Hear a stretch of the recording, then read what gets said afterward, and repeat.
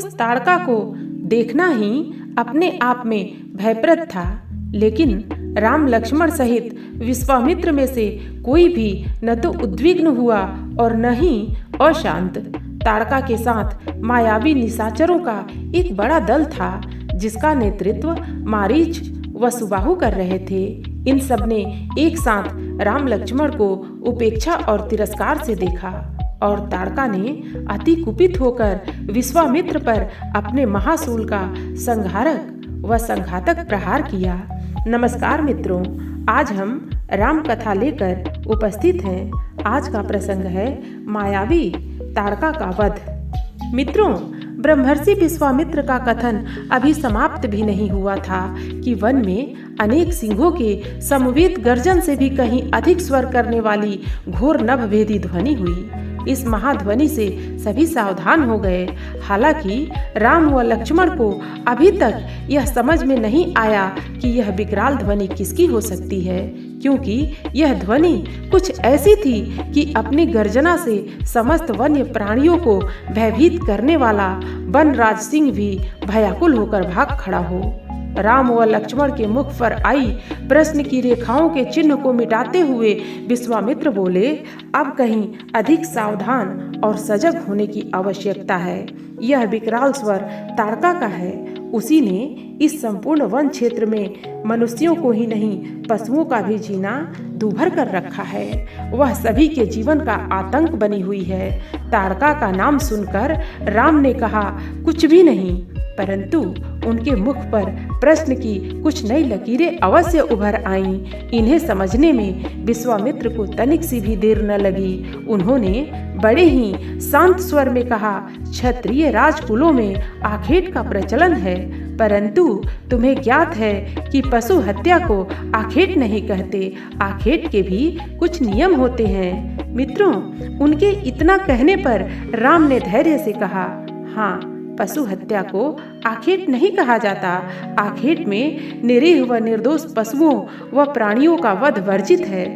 सिंह व हिरण आदि के आखेट का प्रचलन अवश्य है, किंतु उसकी भी कुछ मर्यादाएं हैं। आखेट में केवल उसी सिंह का शिकार किया जा सकता है जो अति वृद्ध हो गया हो, जो स्वयं शिकार करने में अक्षम हो अथवा इस वजह से नरभक्षी हो गया हो। इसी तरह से हिरण के शिकार में भी उन्हीं का शिकार किया जाता है जो वृद्ध हो चुके हों, जिनके सींगों का आकार व बोझ बड़ा हो गया है और जो अपने जीवन की रक्षा कर पाने में सक्षम नहीं रहे। राम के इतना कहने पर विश्वामित्र सहजता से बोले, नरभक्षी का शिकार करना धर्म विरुद्ध नहीं है। यह सत्य तुम जानते भी हो और मानते भी हो। अवश्य, राम ने शांत स्वर में कहा, तब ऐसे मनुष्य के जीवन को बिना किसी कारण समाप्त कर देने वाले, जीवन के सामान्य व सहज क्रम को बिना किसी कारण ध्वस्त व विनष्ट कर देने वाले, आतंक फैलाने वाले क्या वध के योग्य नहीं हैं? विश्वामित्र के इस प्रश्न में राम को अपना उत्तर मिल गया। अब उनके मन में कोई प्रश्न न था। जो असंख्यों की हत्या का कारण है, उसकी हत्या संपूर्णतया धर्म है। जो ग्रामीण जनों के जीवन को नष्ट कर रहे हैं, उनकी हत्या कर रहे हैं। जो शिशुओं, युवाओं, कन्याओं को अपना आहार बना लेते हैं, उनके प्रति दया भाव का व्यवहार मानवता नहीं, अमानवता है। इस विचार बोध की स्पष्टता के साथ राम व लक्ष्मण दोनों सजग व सावधान हो गए। अब प्रतीक्षा थी तो बस आक्रमण की। वे इसके प्रत्युत्तर व प्रत्याक्रमण के लिए सन्नद्ध थे। उनकी इस सन्नद्धता के साथ ही वन में उभरने वाले स्वर और भी अधिक भीषण व विकराल होते गए। इसी के साथ उन पर शिलाओं की वर्षा होने लगी। उन पर बरसने वाली इन शिलाओं को वे अपने बाणों से छिन्न भिन्न करते गए। जब इन शिलाओं का आना थमा तो अनायास व अनापेक्षित अस्त्र उन पर बरसने लगे। इन अस्त्रों में भी परिघ, शूल, मूसल आदि अनेक प्रकार के अस्त्र थे। काफी देर तक यह अस्त्र वर्षा चलती रही। इनकी विफलता ने मायाविनी ताड़का को और भी अधिक आक्रोशित एवं विक्षुब्ध कर दिया।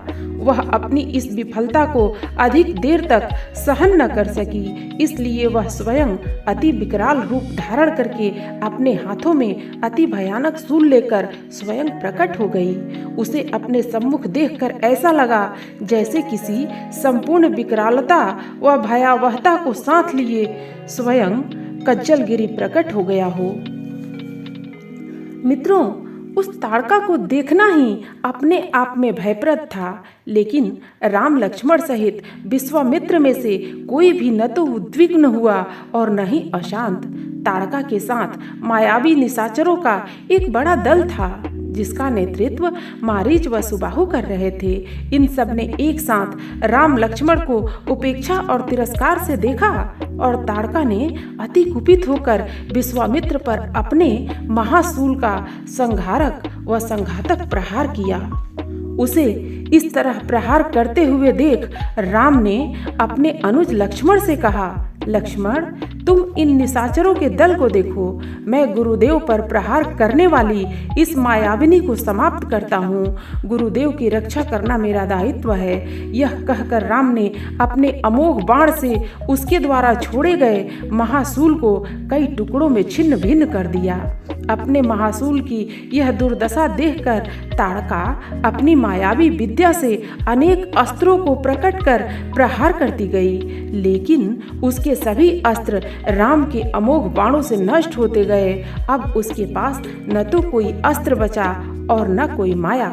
अंत में अपनी समूची विक्षुब्धता व विकरालता को समेटकर वह राम की ओर दौड़ी, लेकिन वह अधिक दूर तक और अधिक देर तक दौड़ पाती इससे पहले राम ने अपने धनुष से बाण छोड़ दिया। इस बाण ने उसके हृदय को विदीर्ण कर दिया। वह चित्कार करती हुई भूमि पर गिर पड़ी। उसे इस तरह भूमि पर गिरते हुए देखकर लक्ष्मण के साथ युद्ध कर रहे निशाचरों के दल और उनका नेतृत्व कर रहे सुबाहु व मारीच का शौर्य व साहस समाप्त हो गया। उनके लिए ताड़का की पराजय असंभव थी। कोई ऐसा भी है त्रिभुवन में जो ताड़का का वध भी कर सकता है, यह उनके लिए अकल्पनीय था। आज जो उनके लिए अकल्पनीय व असंभव था, वह प्रत्यक्ष घटित हो चुका था। इस प्रत्यक्ष को भला किस तरह और कैसे भी नकार पाते, परंतु इसे स्वीकारने के अतिरिक्त और कोई भी मार्ग न था। उनके लिए विवशता थी इस सत्य को स्वीकार करना। आंखों देखी से भला कोई इनकार कैसे कर सकता है। मारीच व सुबाहु को भी इस सत्य को स्वीकारना पड़ा। वे हताश मन से अपने साथ बचे हुए निशाचरों को लेकर भाग खड़े हुए। उन्हें मृत ताड़का के अंतिम संस्कार की भी चिंता व प्रतीक्षा न रही, लेकिन यह चिंता राम को थी। उन्होंने विश्वामित्र से कहा, गुरुदेव, ताड़का के जीवन के साथ ही उसके दुष्कर्मों व उसकी शत्रुता का भी अंत हो गया।